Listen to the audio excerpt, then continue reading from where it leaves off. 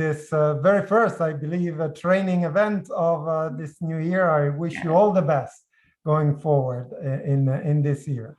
So I'm very excited to share something I'm very passionate about, which is learning the skills to communicate, to share something that belongs to the coaches rather than soliciting something that belongs to the wisdom of the client. And if you're like me, I learned that we could not share, we being the coaches, share advice, we could not share opinion, we could not share what was going on for us when we are in a coaching conversations. Well, it turns out that's not properly correct. And this is not my opinion. I will make reference to what the competencies say. And with you, I will dissect the meaning of what is in the competencies, so that my intention is that you walk away with more confidence on what you can actually share that comes out of your own wisdom when you are in a coaching conversation with your clients. So we can do it, we can share, but we need to do it in the way that the competencies say. Otherwise, we will show incompetence. And that is showing up very clearly when, for example, you apply for credentialing and you receive a result that is not aligned to your expectations, and maybe you get a feedback that you did not share, didn't communicate in the way that the competencies say. So my invitation is to really stay tuned today throughout this presentation, but also to please, we are in a small cozy group today, so please let's be interactive so that we make it engaging, energizing, and fun, I hope, by learning something that is truly meaningful to all of us.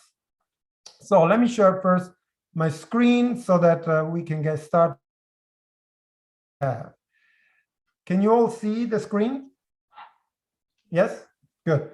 So let's go through. We already went through all this initial stages, so I can go through the first couple of slides. So this is what we are going to look at today, and I will cover this, hopefully, the first part in about 20 minutes. How is the competency evolved, and how is the competency today, and how to apply it in practice.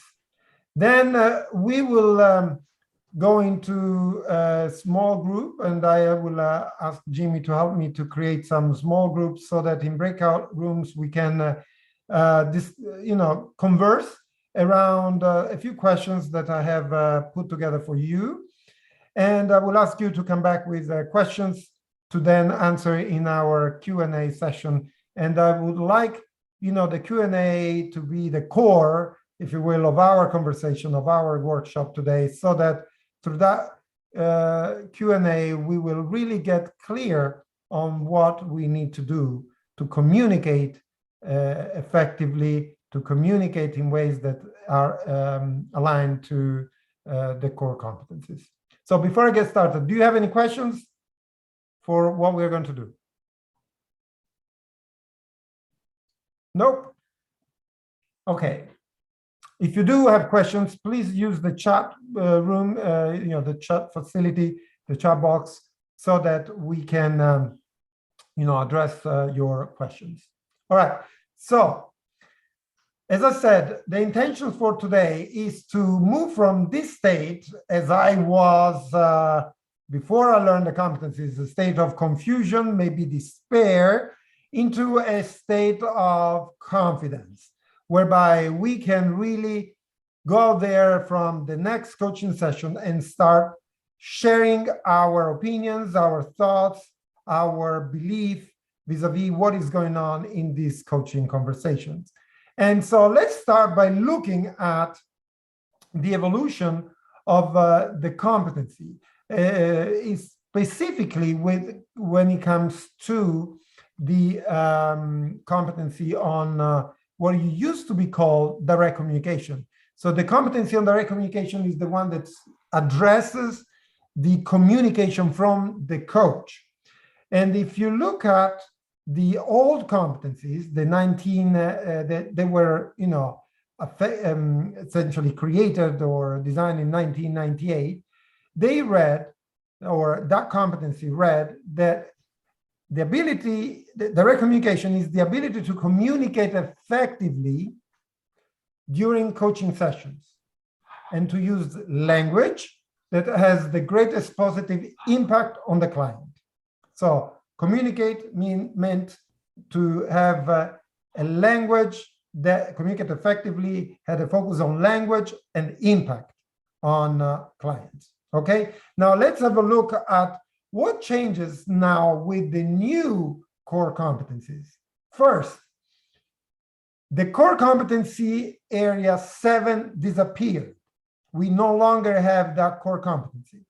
And that core competency, say, diluted in a number of other competencies because it was recognized that the communication skill needed to inform a number of other competency areas. Specifically, we have 3 of those now that receive that skills, and that, to put it in a different way, we can show competence in communicating when we cultivate trust and safety, when we evoke awareness, or when we facilitate client growth. Indirectly is also about listening, actively listening, because obviously, as an assessor, how do I know that someone is listening? It's only by the way they communicate, what they say. And of course, they can say many things. They can ask also questions, etc. But also, part of it is sharing my own thoughts, opinions, and beliefs, etc. But now let's look at the language now. The language is very different. If you look at the definition of the new core competencies, cultivate trust and safety is about partnering to create a safe environment, but also to create a supportive environment that allows the client to share. You see the difference here. In evoke awareness, now the behavior that we are assessing is the ability to facilitate the client insight and learning. We are facilitating the client to come up with new awareness. Facilitating means making it easier to the client.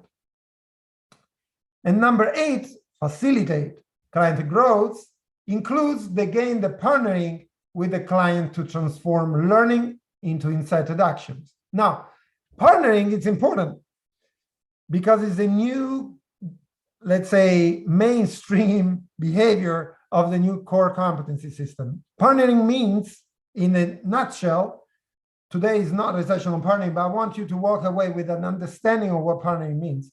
Partnering means that I am inviting the client to choose. So I'm inviting the client to be in a position of choice vis-a-vis what happens in the session. And so this is important because I'm also partnering when I communicate, as we will see in a moment. But before moving any further, I want you to tell me, what do you see in your view to be the changes? And you please unmute yourself and speak, or just use the chat room. But I want to hear from you. What do you see the changes to be in the way this competency and the skills associated have changed? Anyone? Yeah, I can. Go ahead. For me, it seems that it's more inviting for the client to have a voice. When I say in the first 1998, it's all about the coach. It's the ability to communicate effectively, to use language, has the greatest positive impact on the client. Great, where's the client in this? And your name, sorry? I'm Jan. Jan, wonderful. Great point. exactly. The focus is now on the client. In other words, as a coach, I do have a voice, but the focus is not on my voice. Right. Yes. Excellent point. Thank you, John. Thank you.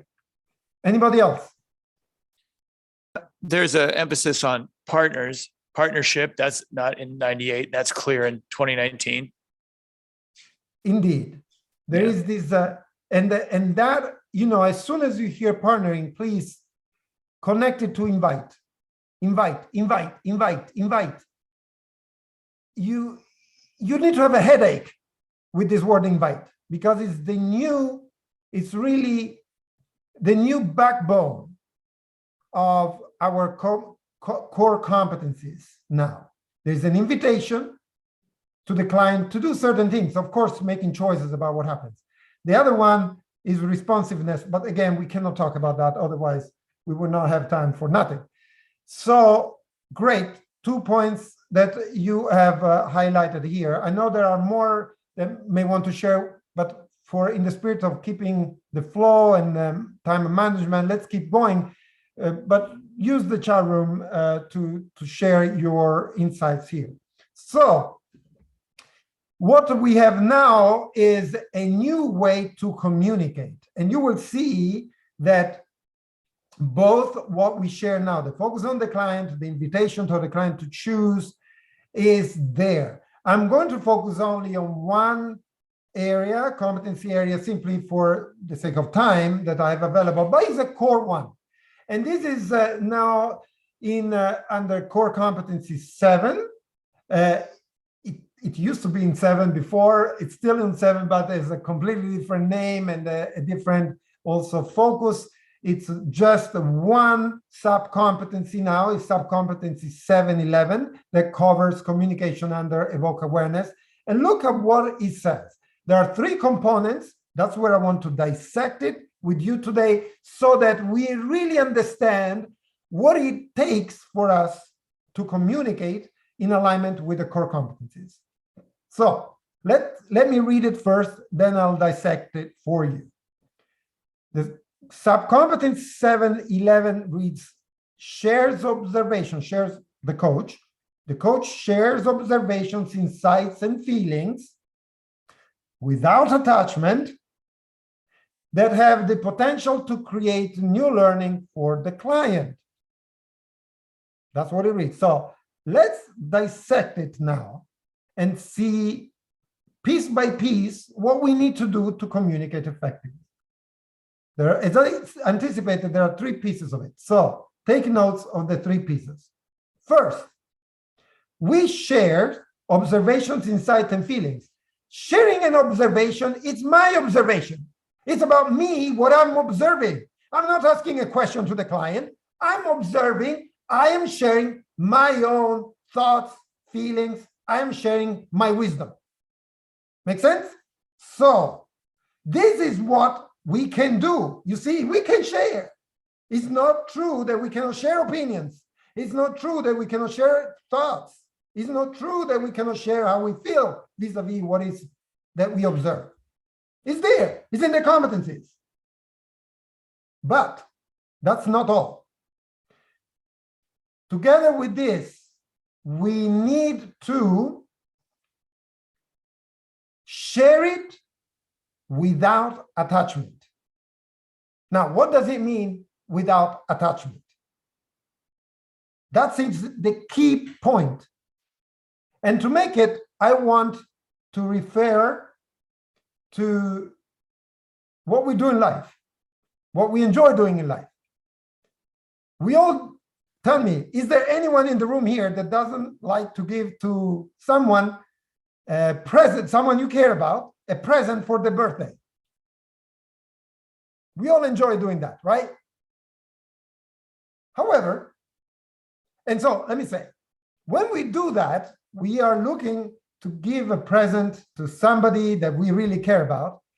Normally, what we do is that we go before, ahead of the time of when we need to go and give this, hand over the present, give this to our person that we care about. we go and look for the best present that will make this person the happiest in the world, right? It's that person that we really care about. We go out there and we search for the present. Then we go and we give this present on the day of their birthday or whenever we have to give it, or we want to give it to the person. And whenever we truly care about this person, we also do something. And we say, hey, we have thought of giving you this present, but for as much as I thought that this will make you the happiest person in the world, here is a piece of paper that tells that you have the power to change it if you don't really like it. You can go and exchange it for whatever you like. It's not that, this is the only present in the world that you can receive. You can get something else if you don't like this one. And if that is what you want, I'm still the happiest person in the world because I know that you're the happiest one. Does it sound familiar? Yes? Well, look what. This is exactly the meaning of non-attachment. We are sharing something that we believe truly it's helping the client to move forward. But this is like our best guess. It's like, let me say so. It's like gambling. We think it's the best, but we will never be sure because it's the client that will know that it's going to be sure that what we're sharing is actually meaningful to them. So we need to share without attachment. Attachment to them to be right. Attachment to them to be the only present that is the, ideal present for them. How do we do that? We share it and then we say, hey, if you don't like it, you can change it. And to do so we share something and say, correct me if I'm wrong, for example. Or, hey, I'm not going to share something, but by all means, if it doesn't make sense to you, I'm fine with it. And we can keep going. Or share in any form that allows the client to be in a place of choice. Remember, partnering, to choose whether or not that is something that they want to keep, negotiate, or give you back. And it happened to me that some clients told me, yeah, but it's not that I was thinking. Yeah, but it's not that I was going on for me. And that's okay for me. So we need to share whatever we want without attachment. And that is crucial, particularly when we go through credentialing. If we do not show that non-attachment, we will not get the marks for that competency. So be careful. And lastly, whatever we share, we cannot share just to show that we are the wisest person in the world. We need to show that we are supporting their learning. That's why they want to work with us. They want to learn something new. That's why 7 and 8, competency 7 is about evoking awareness, and competency 8 is about facilitating growth. So what we share needs to be in the service of both awareness and growth. That's why they say have the potential, you see the last sentence, that has the potential to create new learning for the client. Now, this is all true and nice as long as what happens in the session is that we have the key ingredients to cook all this food and to create the best meals. And what are the key ingredients in a coaching session? Who can tell me the key ingredient to make a session successful? What is it? Please give it a go. Everybody in the chat room, or unmute yourself. Curiosity? Yes. A good agreement. But that is not necessarily helping us for Yep. sharing and learning. What else? There was somebody else. Active listening. Yes, but I see there's somebody that said what I'm looking for this specific purpose of what we are learning today. And Could the you key, say it again what you were looking for? I didn't exactly hear it. I'm sorry. Yes, I'm going to say it right now. And the key ingredients is about being clear about the final product, which in our world means to have a session agreement well done for the session. Because otherwise we may share the most beautiful things that are completely useless for what the client wants to achieve. It's like, I don't know, giving as a present, let's say a jacket to somebody that is the best jacket of the wrong size. It's useless. How can I wear a jacket that is not for my size? The same happens here. If I share meaningful things that are completely out of the agreement, it means I'm not serving the client. Because the client wants to go from A to B, and I'm sharing something that doesn't serve B, getting to B. Make sense? So this has to be the key point, the key ingredient, as I call it, which is everything starts with a great session agreement done, and everything else will be flawed. Giuseppe, may I ask you something? By all means, go ahead. Okay, so if Who's the that? session, Just your name? that's Alex Jungerman. Hi, Alex. Okay, so if the condition for this sharing to happen is the session agreement, is it correct to assume that you cannot share anything before or during the session agreement building, so to say? No, I wouldn't say so. From the perspective of assessing competence, you look at the overall events that happens during a session. And I would say you can share something that is conducive to, for example, the client getting clear to then form the agreement, for example. And so everything needs to serve the purpose of the work that you are doing together in the session. That's what I'm trying to say. If the agreement has not been done, but you are helping the client, remember what was the definition, to have some learning, some awareness. Remember, we are in the creating awareness, and that evoking awareness competency area. If that helps the client to evoke new awareness that then help the client to create a session agreement, great. Otherwise, I would say, stay with what you agreed to work on. This is the contract you have. Did I answer? Totally, thank you. All right. So, what I'd like, so this is pretty much what I wanted to share with all of you today. Of course, I can go on and on, but I want now you to have your say. And I would, well, let me share this first. How do we get better at what we do? The best way is to really practice. The more we practice, the better we get at it. For example, English is not my first language. I'm still learning to speak English, and the more I practice, the better I get at it. And learning the language of competencies means to me you need to practice it. And as you know, Nelson Mandela used to say, he said, I never make mistakes. I either do it right or I learn from it. And so I say to you the same.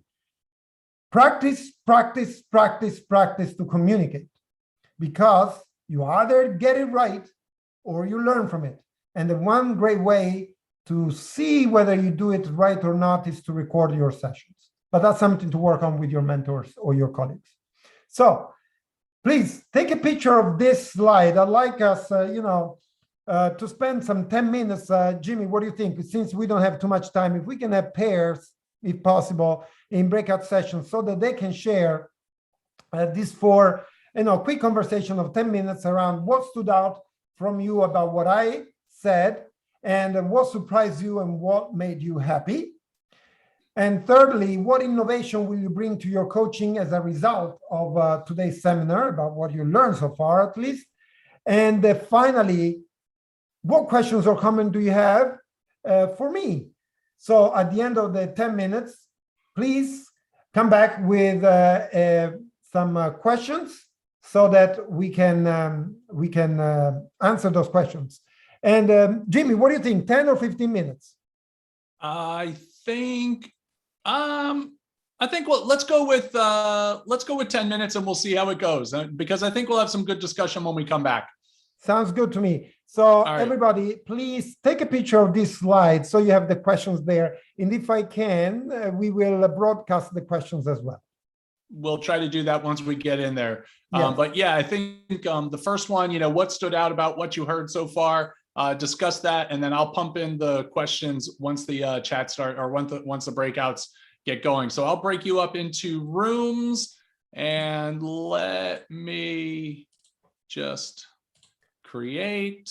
Okay, I'm going to Misha, I'm going to pull you out of one. Hold on, give me a second here. Oh, how do I get?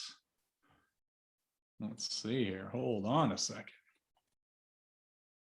All right, Misha, you're going to end. Wow, how do I get people out of a room? This is still new to me. I'm trying to figure this out. 1 second, because I thought I'd be able to pull you guys out, but apparently no. Huh. Very interesting. Jenny, Here's my options. Hold on. put them in their own room then. How about that? We could do that. That's not helping me there. Wow, I thought this was going to be a little bit easier. All right, let's go ahead and let's let everybody go into their rooms. And Giuseppe and Misha, if you want to stay in that room, go ahead. Otherwise, if you want to move out, then you guys can come back to the main room, and we'll see everybody else in about 10 minutes, okay? All right. And you guys should be getting to go. I'm going to put her in there. All right. Is everybody moving out? Hey, Lisa. There we go.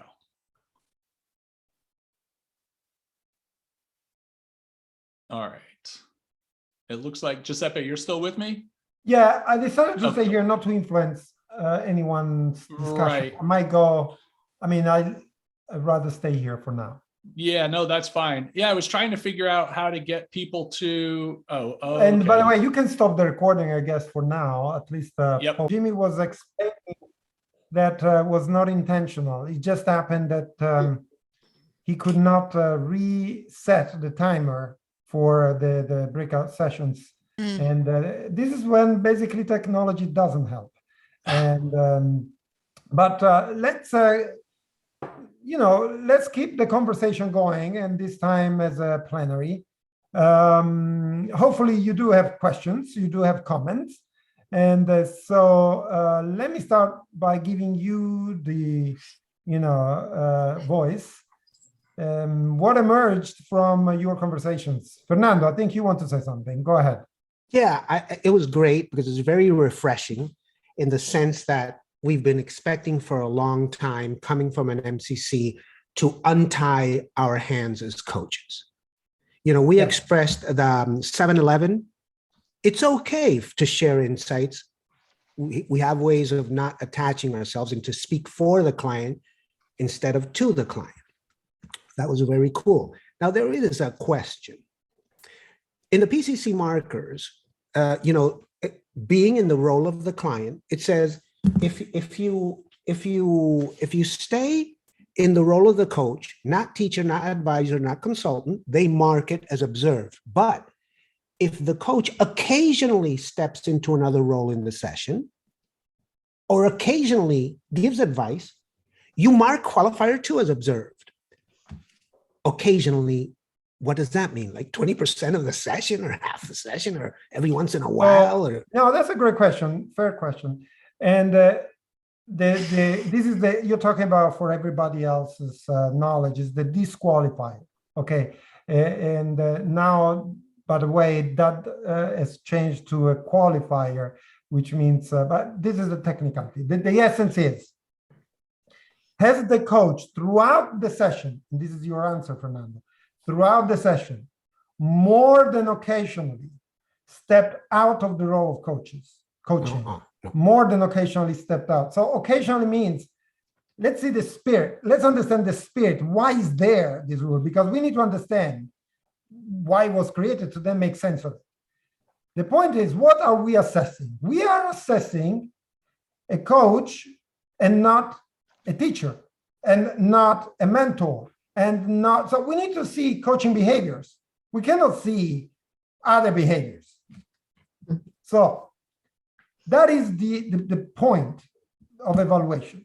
And an assessor needs to really understand, or let's say, make an evaluation, whether or not the candidate for the PCC credential is basically exhibiting behaviors that are other than coaching behaviors.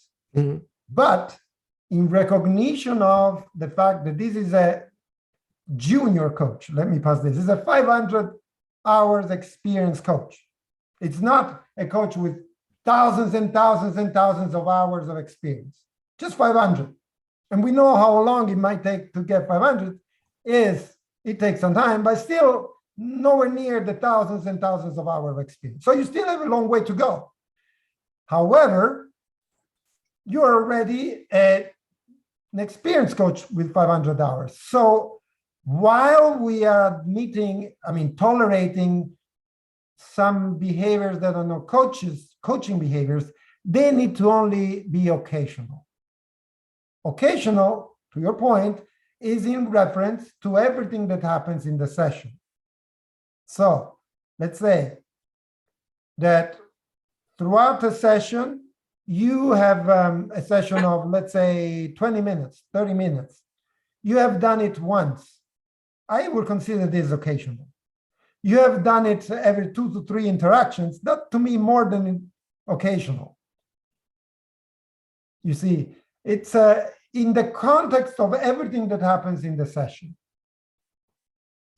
And then let me say another thing. I need, as an assessor, to basically, as I said, evaluate whether or not you demonstrate competencies in a number of competency areas, not just 1 or 2, all of them. And you, as a candidate, you basically are telling me, assessor, hey, look, assessor, I spotted the opportunity to demonstrate competency in this area. And by exhibiting this behavior, I'm showing you that I'm competent in that specific competency area, whatever it is. If you step out of the coaching behavior, you are basically having nothing of it. You cannot demonstrate any competence in that competency area because you're not coaching. You're doing something else. And this may affect a number of competency areas because if an assessor says, oh, look, here is a missed opportunity for this competency area. Here is another missed opportunity for this competency area. And here is a missed opportunity for this competency area. You end up collecting missed opportunities. That doesn't really allow you to show competence in a number of competency areas. So the evaluation is an elaborated evaluation before you make a determination. Make sense? Thank you, Giuseppe. Yeah. Excellent. Giuseppe, there was a question that came through the chat earlier Yes. before we broke out into our breakout room by Eric. Eric, would you like to ask that question? Put you on. Yeah, no problem. So Giuseppe, I noticed in 7-Eleven that it said specifically observations, insights, and feelings as being, to be candidates for things to be shared. And I wondered, are those specific and limiting in a sense that, observations, insights, and feelings are okay, but ideas, personal thoughts are industry-specific knowledge that is not okay to share per 7-Eleven? An idea can be an insight, and an observation can include the personal knowledge. Now, the point is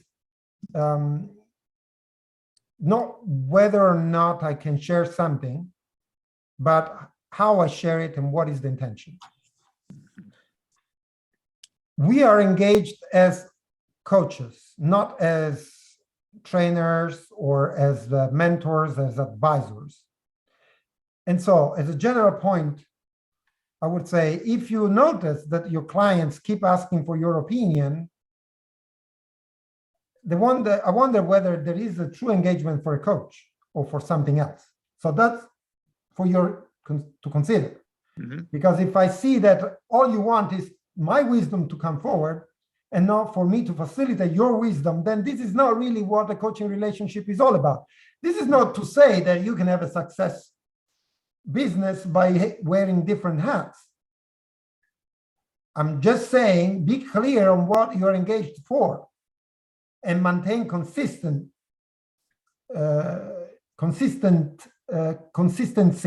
in that engagement. Because if a client wants to come to me and hire a coach, and by the way, this has been one of the main reasons of crisis that I've seen in many business engagements, particularly in corporates, that tell me, I want a different coach because the coach we gave to this manager started to advise our executive instead of coaching the executive. Okay, so if they hire us for coaching, we need to stay with coaching. If, however, they hire us for coaching and then they ask for our opinion consistently, I mean, repetitively, then we need to revisit the engagement. That's point number one. Point number two, assuming that, no, it's about coaching, then can we share, to your point, can we share my opinion? As I said at the beginning, the answer is yes, but I need to do it within the framework of what is allowed by the company.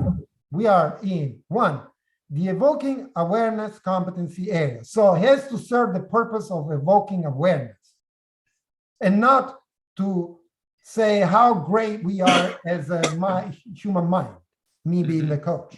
It's not about me, it's about evoking the awareness of the client. Therefore, 711, the third piece of it, says, for the service of learning. And as I added to it that to be clear about what the client wants to learn, you need to have a coaching agreement well set. Otherwise, you don't know what is the client willing to achieve. And so you cannot serve that purpose. The client comes to us all the time. They show up in our set. Why the client come to us? Because they cannot do something themselves. And the do something means to me, have new insight, have new awareness, growth. Growth is in the forms also of learning. I'm learning something new, different about myself, about my situation, about the whatever. Therefore, I'm feeling and experiencing growth myself. Yes? This is the spirit of the sharing. So I can share a lot of things. The sky is the limit, but within this framework. Did I answer your question, Eric? Excellent. Yeah, excellent. And thank you. Sure, you're welcome. So There was it's something else. And Alexander, are you here? Yes. Yes, I am. You asked about can I use this sharing to provoke the client? Now, I don't know what you mean by provoking. To me, if you are provoking in a way that is completely out of context, obviously the answer is simply no. But if provoking is stimulate new thinking, new awareness, yes. Okay, that's definitely the second. I use provoking. When I asked, it was more in the intention of sharing a feeling that will kind of, sorry for the word, it's not the best choice, but kind of shock the client to make him or her stop for a moment and think like, okay, what the coach is telling me, I must hear as a client, shake it off and come up with something out of it. That's what I mean by provoking. Let me use an example, Alexander, so that probably I can be even clear. Let's assume that the client said whatever, it doesn't matter, whatever the client says. And I ask the client permission to share. So can I say something about what I just heard you saying? 99.9% of the time, the client says yes, of course. Sometimes they say, you must. So they give us permission almost always. So no problem there. So I may say to the client, what you just said sounds to me risky. Let's assume that it's about communicate. I'm facilitating a lower level manager and is about communicating with the boss, whatever. Yes. And if I say, what you just said sounds to me risky, and I stop there, it can be provoking, but it's not in the spirit of my competencies, coaching competencies. Why? Because unless I use a tone of voice that demonstrate that there is no attachment to what I'm saying, and I can give you some examples, what I'm saying seems to be the truth. This is risky, period. So I'm attached to what I'm saying. I need to add something to show no attachment. And this would be, for example, that sounds to me risky. I might be wrong, but that is how it came to me. Now, again, I'm still missing something to communicate in this way that the competencies require me to do, because there is the purpose of learning. And so, depending on what has been the coaching agreement about, let's say the client wants to get clarity about something, I need to add something and say, hey, this sounds to me risky, and that might be completely wrong, and that's okay if I'm wrong. I just want to know if saying the word risky would, generate in you, given that you want more clarity. For example, I don't know. I'm connecting it to what the client wants to achieve, assuming it's clarity. And I'm sharing whatever it came up to me, it sounds risky, with no attachment. And there you go. You have the three pieces together that gives a communication that really is aligned to the competencies. So I'm staying in coaching, but I'm saying whatever I want. Does it make sense? It does. And while you were talking on the chat, Iris made a comment, and if she allows me, I would borrow a word instead of provoking. Maybe I was meaning challenging the client. Fine. So I'm not attached to words. Okay. So but I'm not. As long as we are aligned to the competency and the meaning of the competency in terms of coaching behaviors, then we need to exhibit. Use whatever words you want, Alexander, and everybody. Okay, perfect. Thank you very much. You're very welcome. Anything else that emerged from your conversations that you want to share, whether it's a comment or an insight or a question to me? Giuseppe, we are about 5 minutes over our time, just to give permission to those that. Oh, I thought we were at 12. You see, my mind. I thought it was 2 o'clock, and instead we have 1:35. Is it 2? It's, Jimmy, yeah, it's a 90-minute session. So we're at 25 minutes left. So my bad. Forgive me. We just gained 25 minutes. Yes, just like that. Wow, the power of the now. So I did wanted to highlight Joyce. Joyce wanted to come in and make a comment or ask a question prior to you answering Andre's inquiry in the chat. Joyce, did you still have that question? Well, I'm not sure, because there's a lot of nuance here around this idea. So others in my group, if you feel like the question's not been answered yet that we were talking about in our small group, please feel free to chime in. I did have two thoughts. Giuseppe, you mentioned earlier about the level of the coach, for example, using the PCC markers and knowing that the coach is at kind of a 500 range and not an MCC. Would you want to see on an MCC tape a coach kind of taking off their coaching hat and putting on a consulting hat and saying something in that tape? What do you think? I wouldn't, but yeah.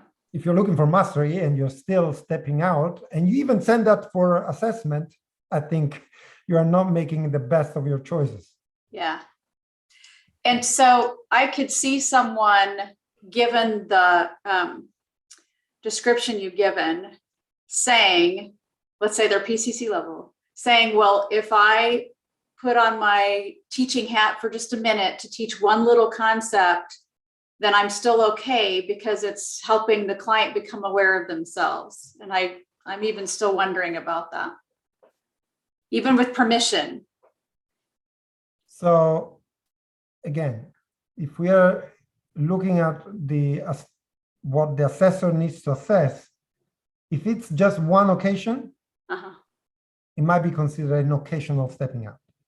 if this is something that you see to happen more than occasionally, then Yeah. Okay, to my group, was there another nuance to what we were discussing that we should elevate? I think I think Giuseppe answered it.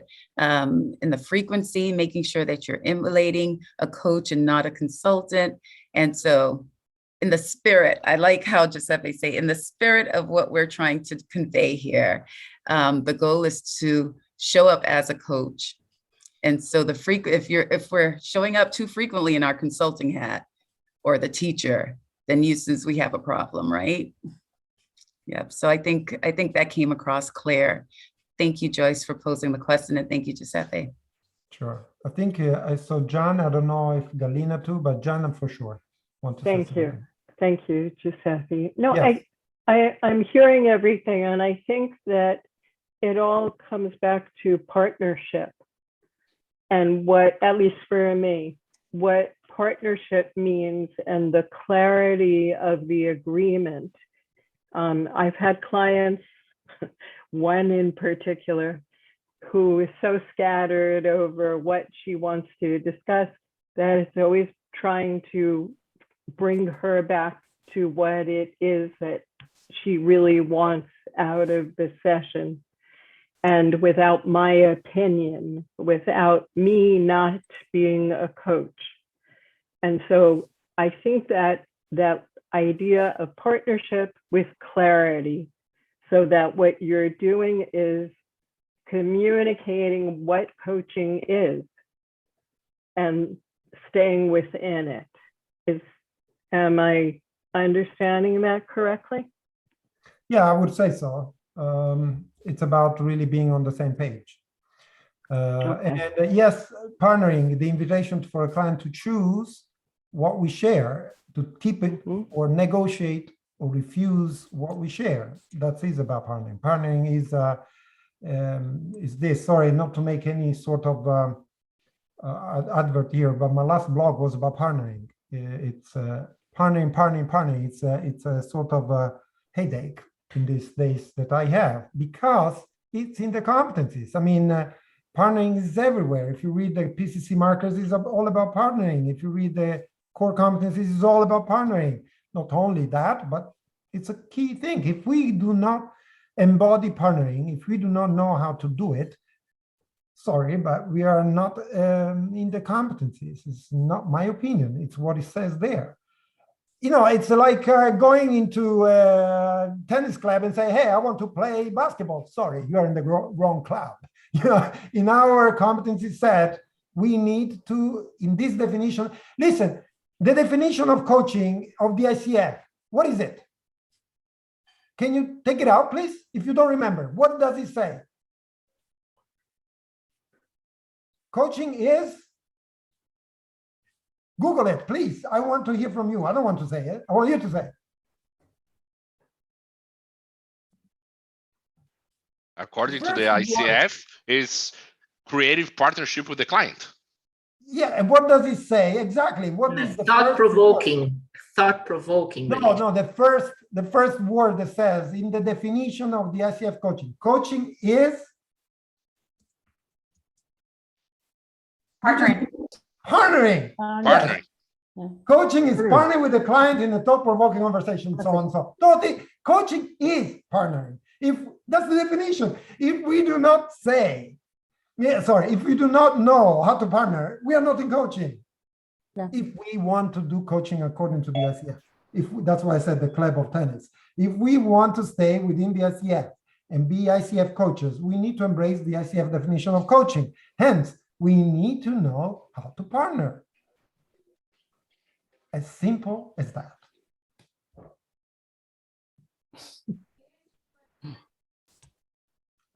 Again, yes, Fernando, it's not my opinion. I'm not sharing with you my opinion. I'm just sharing with you what is there already, has been there for years. Yes, Fernando. You know, we're all coaches, and I get this, the rigorosity of the 500 sessions. I'm going towards MCC. You know, you've accumulated the time and the mileage.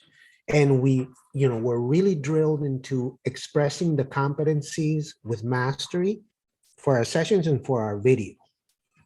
But what is happening right now in the front lines is that there are many more clients coming in. I mean, there are organizations that literally have already sold 1 million sessions. So we have more opportunities to deal with a lot of different folk from different areas, cross organizations.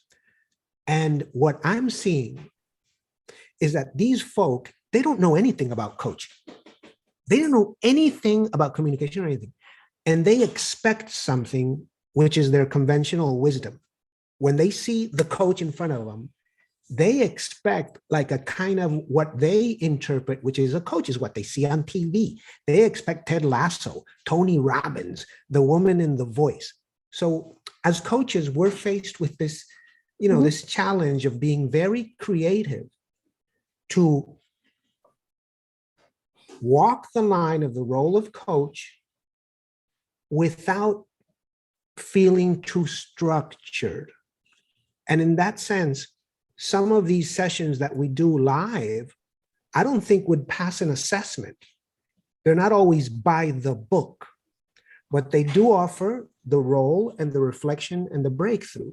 In your experience, Giuseppe, when you're coaching fellas, I mean, are there times where you would say, this was by the book or not by the book, or all your sessions as MCC are by the book? The agreement, the questions, the outcome. Fernando, you bring up an excellent point here. And this is my answer. We cannot control the market, of course. It's good that actually there are many people that want to say that want to be coaching, because that means that it's a good business being a coach. It's promising for us from a business perspective. Now, the short answer to you is that we need to learn to move from being technician into being an artist. What do I mean by that? You talk about competencies, I can talking of art. All painters have exactly the same colors at their disposal. They cannot get a different color. They have the same pattern, but how they mix them makes them unique. And this is my invitation to all of us. We need to learn about the competencies, but not become a technician or robot. We need to be unique in the way we do it. Now, how many of you, let me change this. Okay, I love to dance tango, okay? Now, it takes two to tango, so I need to dance with a partner. If you go in a room, and this applies to salsa, this applies to any rhythm of music. If you go in a room where they play the music is one. But the pairs that are dancing, they all create a unique dance, the two of them. You don't see two people dancing in exactly the same way. Each coaching conversation is unique between you and your client. And even with the same client, each conversation is unique to that conversation. This idea of becoming mechanic and robot, it's just, I will let it go.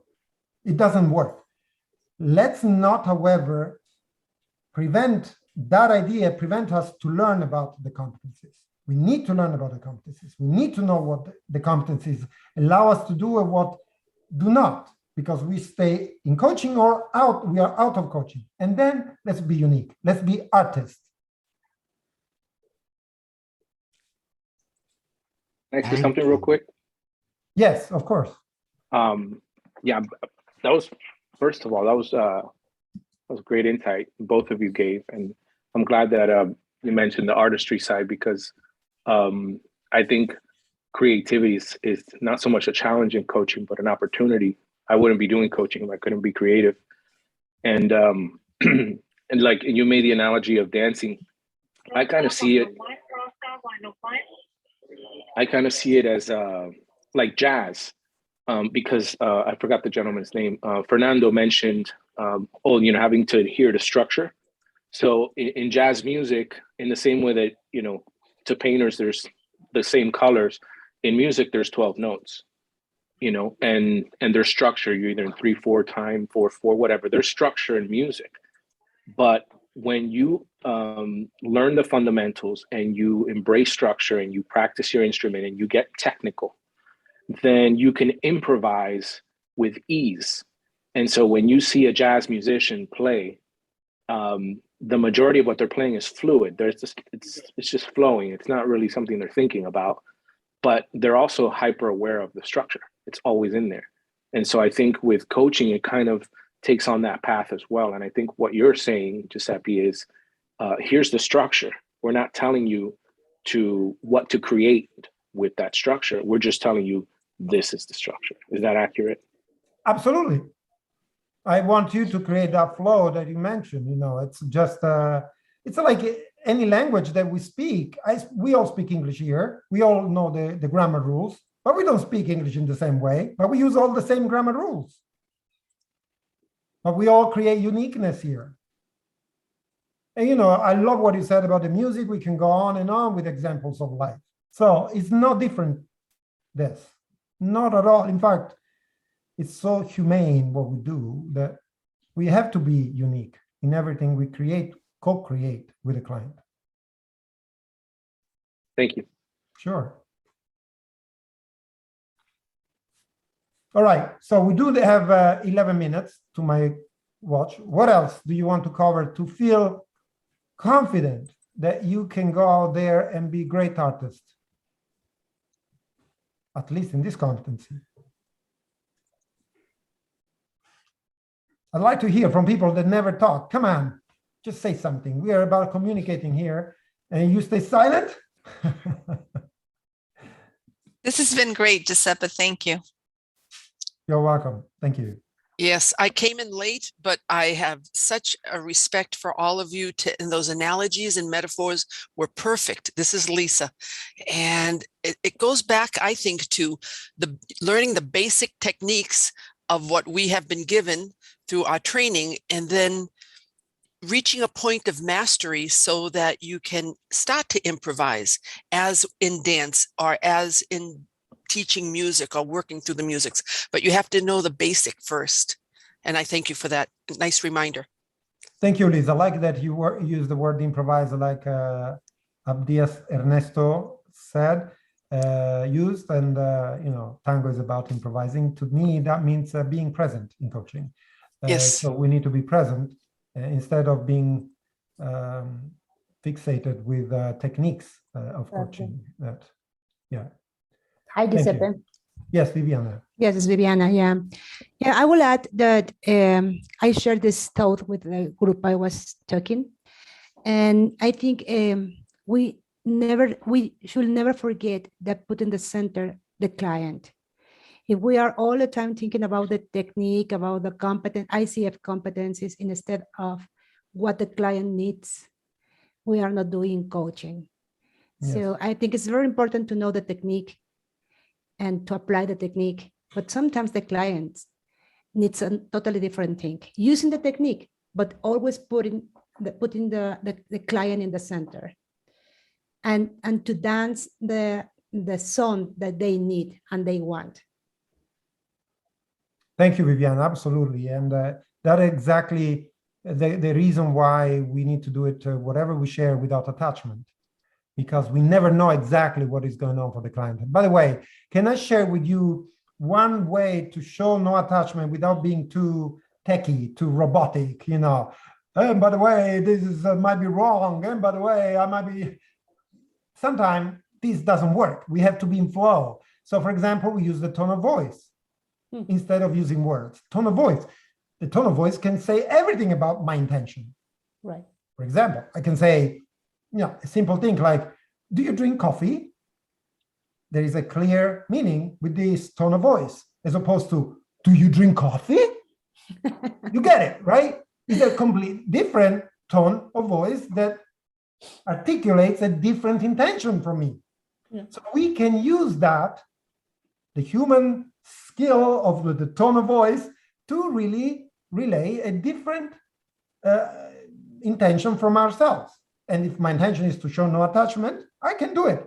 Again, each of us use your own way. That's the uniqueness of you. That's the beauty of it. But you need to learn that you need to have no attachment, and the tone of voice is a way to do it. Then you do your way. Make sense? Yeah. Yeah.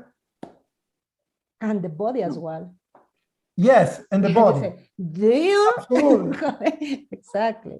Absolutely. Yeah. Sometimes facial expressions, the silence, we see the client, there are many ways. And you may need to use different ways with different clients. We have various friends. We communicate differently with each of them. We don't communicate in the same way with each of them. So it's just as human as it gets.